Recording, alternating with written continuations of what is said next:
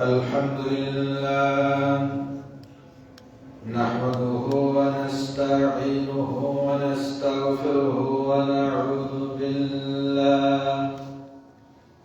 ونعوذ بالله من شرور أنفسنا ومن سيئات أعمالنا من يهده الله فلا مضل له ومن يضلله فلا هادي له أشهد أن لا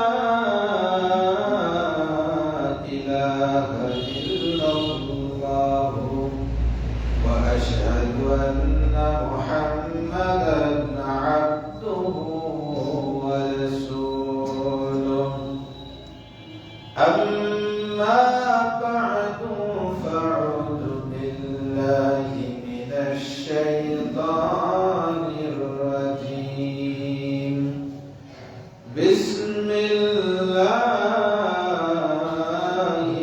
الرحمن الرحيم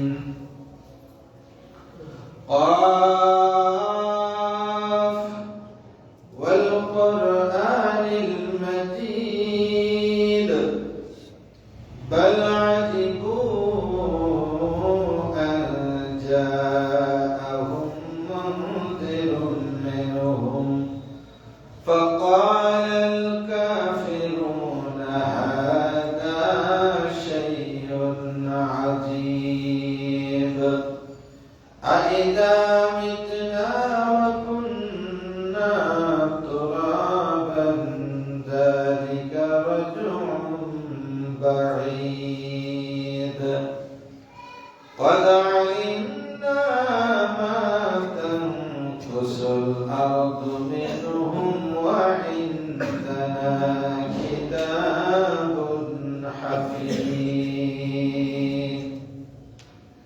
بارك الله لنا ولكم في القرآن العظيم ونفعنا وإياكم بالآيات وذكر الحكيم إنه تعالى جواد كريم مالك بالرؤوف الرحيم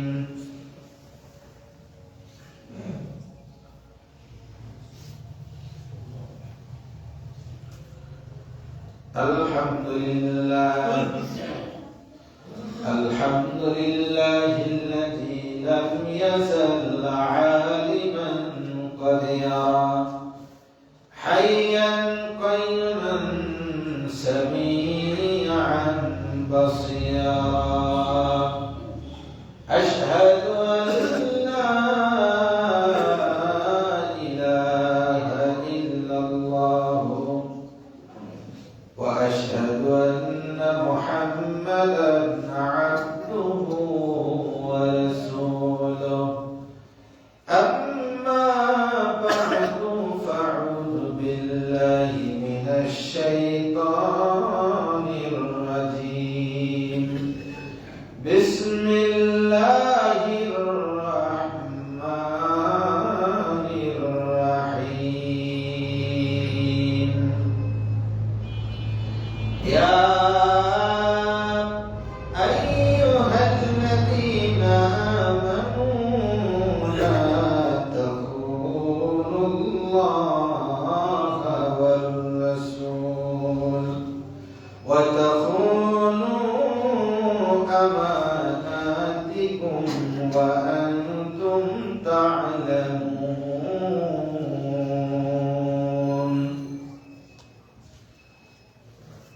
যাবতীয় প্রশংসা মহান আল্লাহ সুবহানাহু ওয়া তাআলা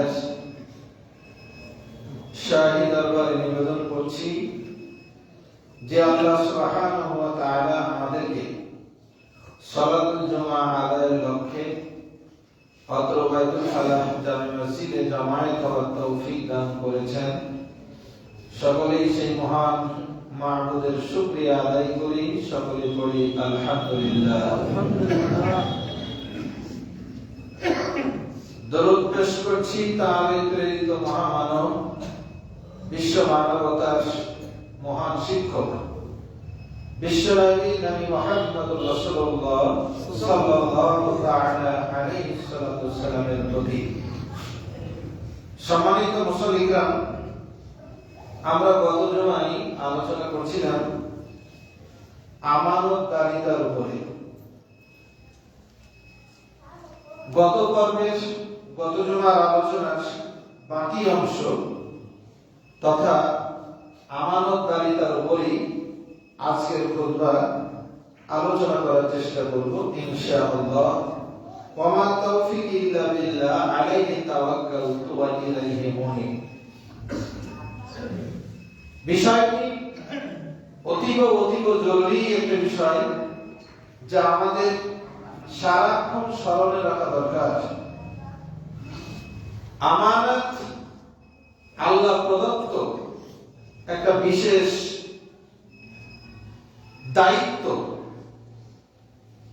এই দায়িত্ব আমরা গত জমায় বলেছিলাম, সূরা আনফালের ৭২ নম্বর আয়াতে আল্লাহ তাআলা বলছেন, ইন্না আরাদনাল আমানাতা আলাস সামাওয়াতি ওয়াল আরদ। এই আমানতের দায়িত্ব আমি আসমান সমূহকে এবং জমিনকে দিতে চেয়েছিলাম। ফাআবাইনা আন ইয়াহমিলাহা, আসমান এবং জমিন এই দায়িত্ব বহন করতে অপারগতা প্রকাশ করে। আল্লাহ এই বিশাল দায়িত্ব পালন করা আমাদের পক্ষে সম্ভব নয়। ওয়াশফাকনা মিনহা, এই অপারগতা প্রকাশ করে তারা আল্লাহর ভয়ে ভীত হয়ে কম্পমান হয়ে গেল, যে আল্লাহ প্রদত্ত যে বিধানগুলো আমাদেরকে দিয়েছেন আমরা তো মেনে নিয়েছি। আসমান এবং জমিনের যে বিশাল কর্ম, আমরা জানি আকাশ এবং জমিনে যা কিছু আছে অক্ষরে অক্ষরে তারা তা পালন করে। ইয়াসজুদু মান ফিস সামাওয়াতি ওয়াল আরদ, আসমান এবং জমিন সদা সর্বদা সিজদা করে, মানে আল্লাহর আইন অক্ষরে অক্ষরে পালন করে চলে। সামান্যতম আল্লাহর দায়িত্বের কোনো অবহেলা করেন না। কিয়ামত পর্যন্ত একইভাবে একই নিয়মে আসমান এবং জমিন তার উপর অর্পিত দায়িত্ব পালন করে যাচ্ছে এবং করবে। কিন্তু আকাশ এবং জমিনের বিশাল কর্মযজ্ঞের পরে অতিরিক্ত দায়িত্ব হিসাবে আল্লাহ তাআলা আমানতকে দিয়েছিলেন, কিন্তু তারা তা বহন করতে অপারগতা অক্ষমতা প্রকাশ করে।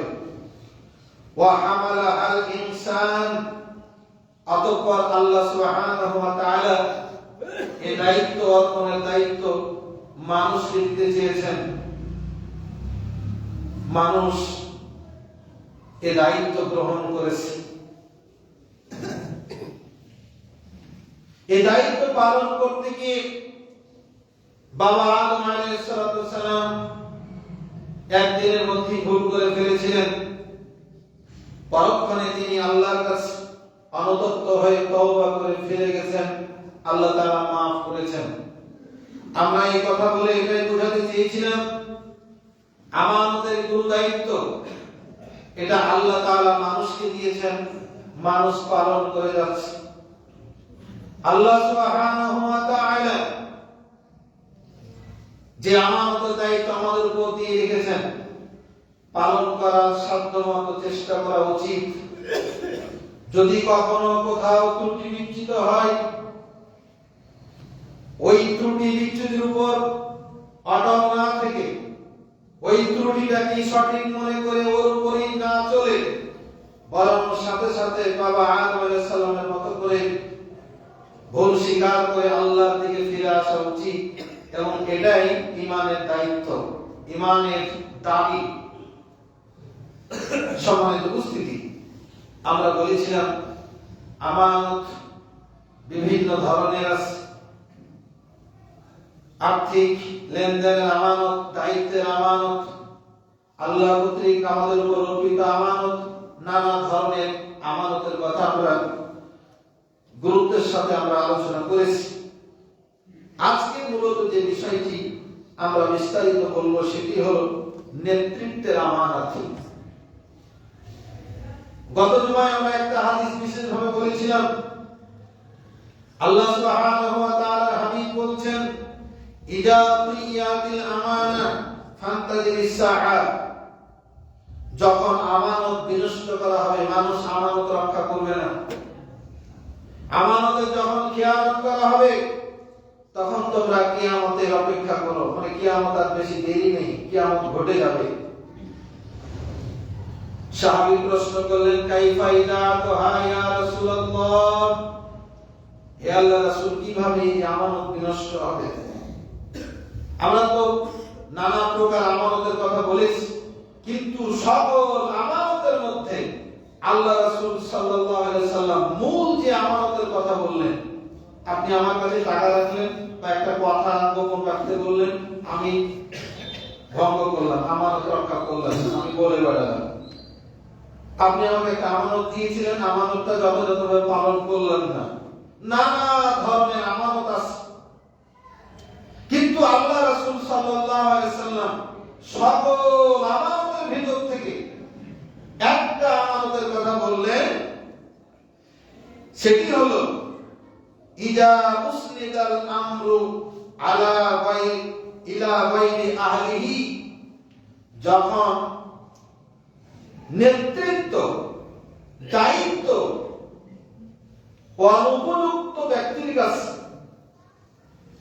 যোগ্যহীন লোকদের কাছে যখন অর্পণ করে দেওয়া হবে,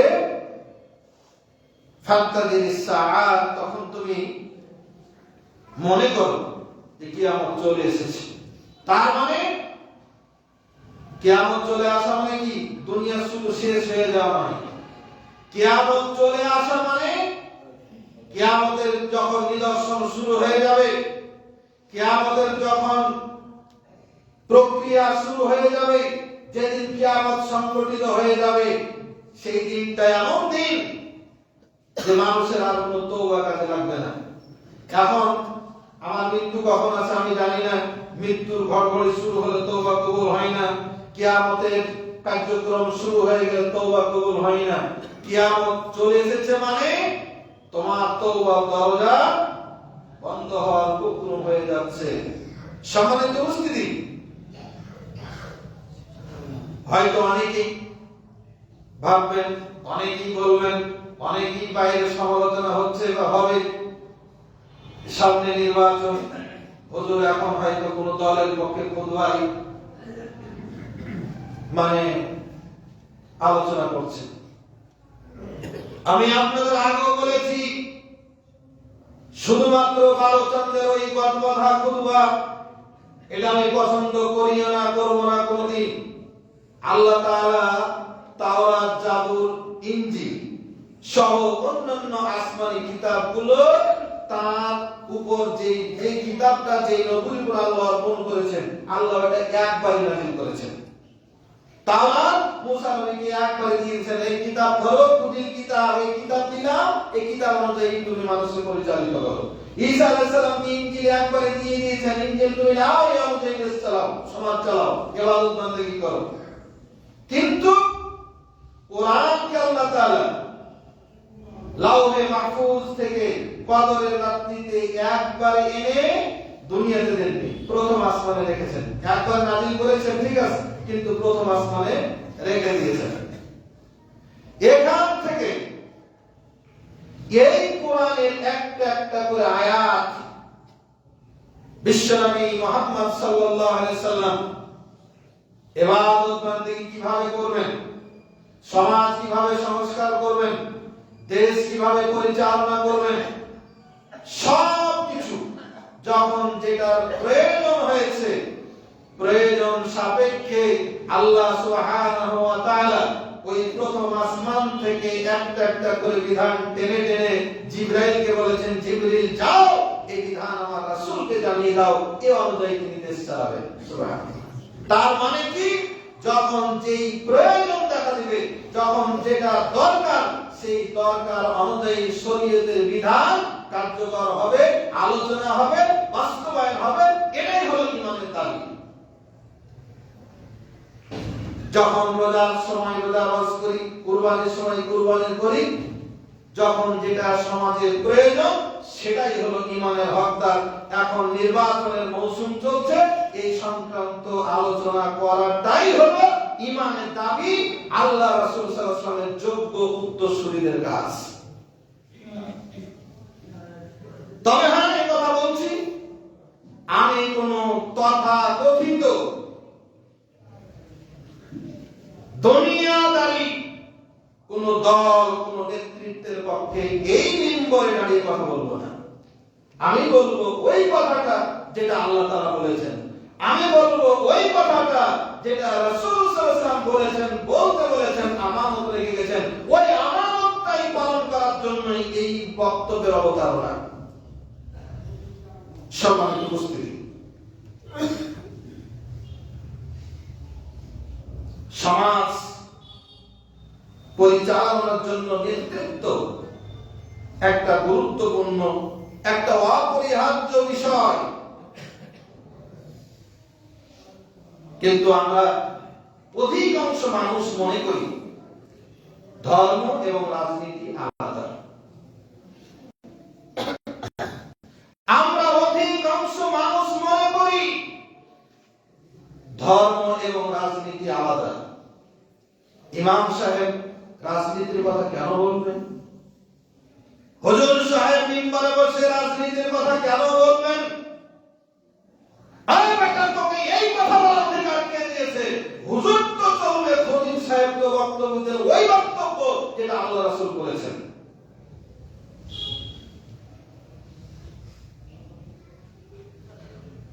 যদি কোন ব্যক্তি মনে করে, আমি আবারও বলছি, যদি কোন ব্যক্তি মনে করে ধর্ম এবং রাজনীতি আলাদা,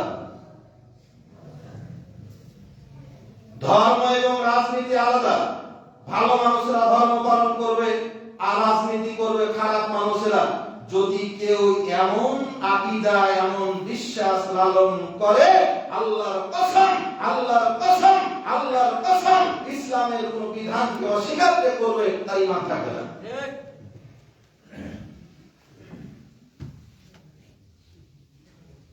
সম্মানিত উপস্থিতি,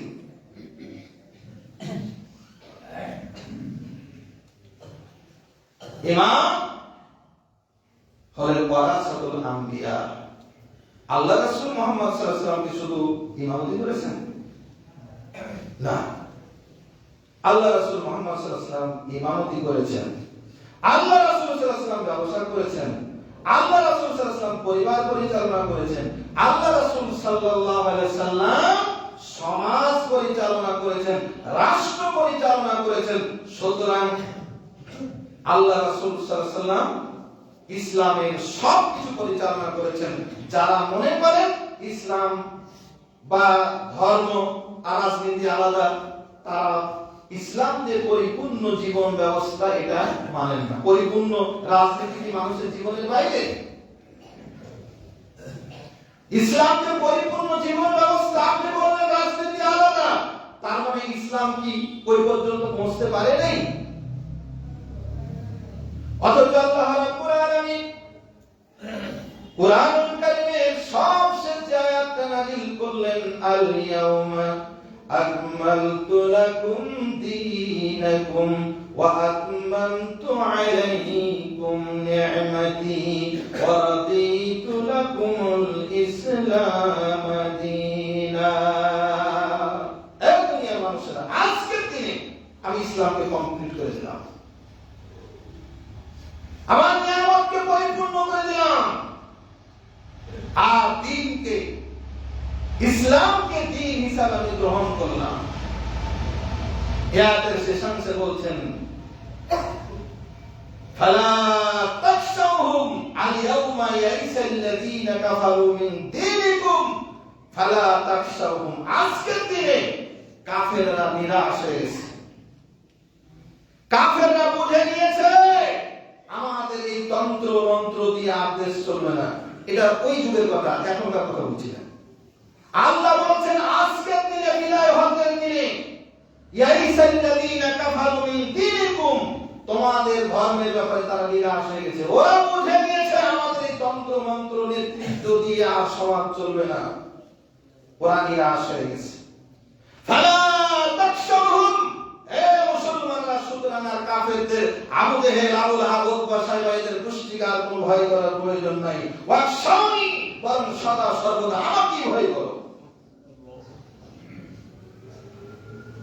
ও মুসলমান, এই ইমানের দাবিতে যদি বলিয়ান হতে পারি, এই মান যদি আমরা দাবি করি আমরা মুসলমান, তাহলে ওই তৎকালীন যুগের আবু জেহেল, আবু লাহাব, উতবা, সাইবারা যে প্রক্রিয়ায় রাজনীতি করতেন, বর্তমান সময়ে যদি ওদের পথ ধরে কেউ অনুসরণ করে, তাহলে ওই আদেশটা আপনাকে আমাকে দেওয়া হচ্ছে, ফালা তাকশাউহুম, ওদেরকে ভয় করার কোনো প্রয়োজন নাই। ওয়াকশাউনি, আমাকে ভয় করো। আমাকে আল্লাহ ভয় করলে আমি আল্লাহ তোমার দুনিয়া থেকে পরিত্রাণের নাজাতের আমি পথ বের করে দেব।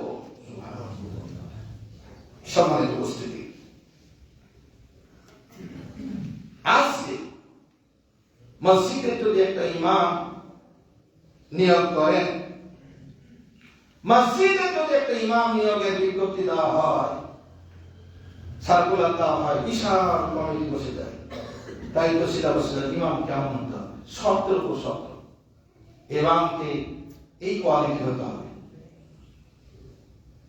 ইমামের এই টাইটেল থাকতে হবে, দাওরা হাদিস কামেল মাস্টার্স থাকতে হবে, কণ্ঠ সুললিত কণ্ঠের অধিকারী হতে হবে, সুন্নতের পাবন্দ হতে হবে, বিবাহিত হতে হবে, বয়স 40 হতে হবে। মানে শর্ত দিতে দিতে দিতে অনেক শর্ত। ইমামের বাইরে হওয়া যাবে না। সব শর্ত উল্লেখ করা হয় বেতন আলোচনা সামনে। আচ্ছা, গেল যা হলো। একটা মসজিদের ইমাম চতুর্দিক থেকে সেক্রেটারি, সভাপতি, কমিটি, হুজুর, একবারে 7 লাখ টাকা দেখছেন ইমাম আমার চাহিদা মতো হচ্ছে কিনা। ইমাম এর বাইরে ইমামকে রাখা যাবে না, ইমামকে নিয়োগ দেওয়া হয় না, বা কোন ইমাম কমিটি পছন্দ মতো না হলে বাদ দেওয়া, ষড়যন্ত্র সবকিছু হয়। আচ্ছা, একটা ইমাম একটা মসজিদে ইমামতি করবে, আপনি তার এত ভুল ধরলেন, এত আপনি সাবস্ক্রাইব দিচ্ছেন, আপনি একটা সমাজের ইমাম বানাবেন, আপনি সমাজের ইমাম তৈরি করবেন, আপনি তাকে একটু দেখবেন না তার মধ্যে আমানতদারিতা আছে কিনা, তার ইমামের যেমন আপনি দেখছেন যে তার শরীয়ত অনুসরণ করে কিনা, ইমামের দাড়ি লম্বা কিনা, ইমাম সুন্নাত মানে পছন্দ করে কিনা, ইমামের চরিত্র কেমন। আপনি আপনার রাষ্ট্রের ইমামের চরিত্র দেখবেন না? যারা দেখবে না তারা হলো ইমানের দাবিতে শতভাগ মিথ্যাবাদী। নেতৃত্ব এমন একটা দিক, এটা হলো একটা দক্ষ চালকের মতো, ড্রাইভারের মতো। আপনি 50 জন একটা বাসে যাত্রা করবেন, দূরে কোথাও যাবেন, এখন ড্রাইভার এই যে কোনোদিন বাস চালায়নি, যে ড্রাইভিং যোগ্যতা নাই, আপনি কি তাকে ড্রাইভার হিসেবে মেনে নেবেন? অজান্তাকে তো মেনে নেবেন না, বরং যদি হেল্পার গাড়ি চালায়, কন্ট্রাক্টর গাড়ি চালায়, আপনি তাকেও মেনে নেবেন না। পরিপূর্ণ ড্রাইভিং যোগ্যতা যারা আছে, অভিজ্ঞতা যারা আছে, তাকেই দিবেন। কারণ ড্রাইভারের সামান্যতম অবহেলা, ড্রাইভার যদি সামান্যতম একটু অবহেলা করে, ড্রাইভারের জীবন শেষ, যাত্রীর জীবন শেষ। এই যাত্রীর পুরো একটা পরিবার আছে, হাজার হাজার মানুষ ক্ষতিগ্রস্ত হয়, পঙ্গু হয়, সম্পদ হানি হয়, কত কিছু হয়।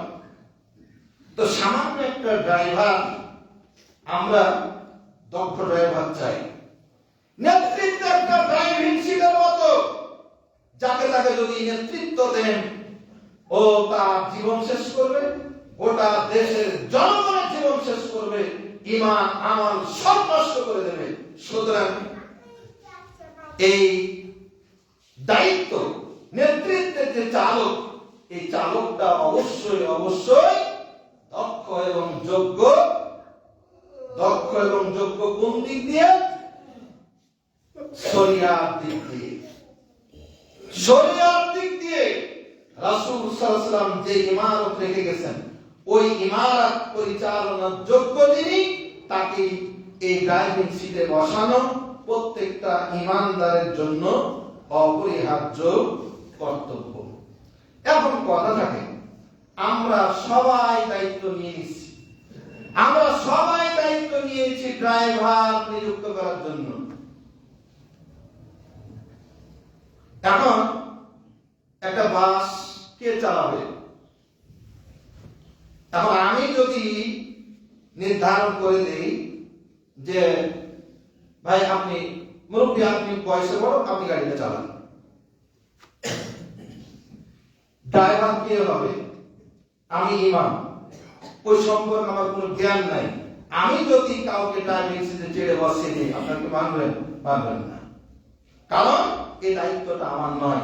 ড্রাইভারকে নিয়োগ দেওয়ার দায়িত্ব হলো যারা ড্রাইভিং বিদ্যা সম্পর্কে অধিক সচেতন, অধিক যোগ্যতা রাখে, তারাই ড্রাইভার নির্বাচন করবে যে কে এই গাড়িটা চালাবে। আজকে আমরা ড্রাইভার নিযুক্তের দায়িত্ব একজন প্রেসিডেন্ট নিয়েছি, এই ড্রাইভার নিযুক্তের দায়িত্ব প্রধানমন্ত্রী নিয়েছে, এই ড্রাইভার নিযুক্তের দায়িত্ব বাইতুল মোকাররমের খতিবুল আছে, ওই ড্রাইভার নিযুক্তের দায়িত্ব আমি ইমাম আমারও আছে, ওই ড্রাইভার নিযুক্তের দায়িত্ব একজন রিকশাওয়ালার আছে, একজন মুসিয়ার আছে, একজন সুইপারের আছে। অর্থাৎ এদেশের মানুষ ও যে মানের হোক 18 বছর হয়তো ড্রাইভার নিযুক্ত করতে পারবে, মানে সবাই ভোট দিতে পারবে। প্রথম কথা হলো, যেটা হক কথা, যেটা সত্য কথা, সেটা বলতেই হবে। এই ড্রাইভার নিযুক্ত করার দায়িত্ব রাম ছাগল সবার নয়। রাম ছাগল সবার দায়িত্ব নয় ড্রাইভার নিযুক্ত করা। ড্রাইভার নিযুক্ত করার দায়িত্ব হলো যারা ড্রাইভিং বিষয়ে অভিজ্ঞ, তাদের দ্বারাই ড্রাইভার নিযুক্ত করা। শরিয়ার বিধান হলো, ইসলামী শরীয়তের নিয়ম হলো, রাষ্ট্রীয় ড্রাইভার, রাষ্ট্রের পরিচালক তারাই নিয়োগ করবে যারা এই সম্পর্কে জ্ঞান রাখেন। ওয়া আমরুহুম শুরা বাইনাহুম, পারস্পরিক পরামর্শের ভিত্তিতে শুরার মাধ্যমে নেতৃত্ব নির্বাচন হবে। এটাই হলো প্রকৃত, এটাই হলো সঠিক কথা। ইমাম নিযুক্ত করবেন, এখন উসুরা ফাতিহা জানে না, ইমামকে যদি প্রশ্ন করেন, ইমাম নির্বাচন করেন, আপনি কি মেনে নেবেন? না। ইমামকে যোগ্য, ইমামের চাইতে যে ভালো ইমাম, তাকে আপনি নেবেন। ড্রাইভার তিনি হবেন যিনি ড্রাইভার সম্পর্কে ওই নীতি সম্পর্কে, আল্লাহ রাসূল সাল্লাল্লাহু আলাইহি সাল্লাম কিসের নীতির ভিত্তিতে দেশ চালিয়েছেন, এই নীতিটা যদি আমি না জানি, তাহলে কে নীতিটা জানছে, আমি তাকে কিভাবে নির্বাচন করব? এজন্য যে সমস্ত পণ্ডিত ব্যক্তিবর্গ জানেন আল্লাহ রাসূল সাল্লাল্লাহু আলাইহি ওয়াসাল্লাম কিভাবে সমাজ চালিয়েছেন, ওই পণ্ডিত মানুষগুলোর একটা দল বসে একজনকে ঠিক করবেন। এটাই হলো মূল কথা। এই কথাটাকে প্রতিষ্ঠিত করার জন্য, এই কথাটাকে বাস্তবায়ন করার জন্য আমাদের সবার ঈমান থাকতে হবে। সবার কি থাকতে হবে? ঈমান এবং বিশ্বাস রাখতে হবে। এখন তো ওই বিষয়টা আমাদের কায়েম নাই। এখন গণতন্ত্র নামক যে পদ্ধতি চালু আছে, এখানে সবাই ড্রাইভিং নিযুক্ত করছে। আচ্ছা, এখন যদি নিযুক্ত করেন, আপনি ইচ্ছা করলে এখন পাচ্ছেন না, তাহলে আপনি যদি বসে থাকেন বাড়িতে, তাহলে আপনার নেতাও কিন্তু বসে থাকবে না, নেতৃত্ব হয়ে যাচ্ছে। এজন্য এখন যে করণীয় হলো, সেটি হলো আপনার আমার ঈমানি দায়িত্ব হচ্ছে ভালো মানুষগুলো যেন নেতৃত্বে আসে, এই চেষ্টা, এই তদবির করা।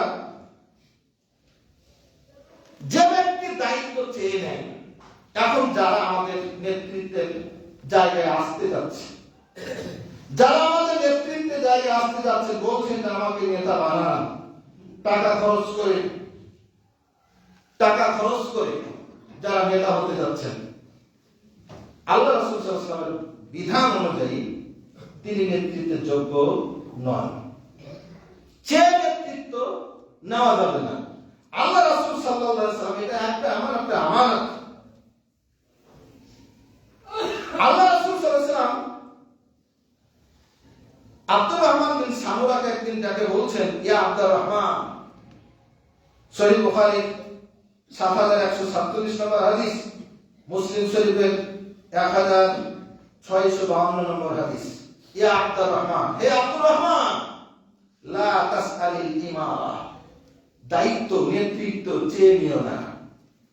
ফাইন্নাকা ইন উতিতাহা আম মাসআলা, যদি তুমি এই দায়িত্ব চেয়ে নাও, উকিলতা ইলাইহা, দায়িত্ব তোমার কাঁধে বর্তে দেওয়া হবে।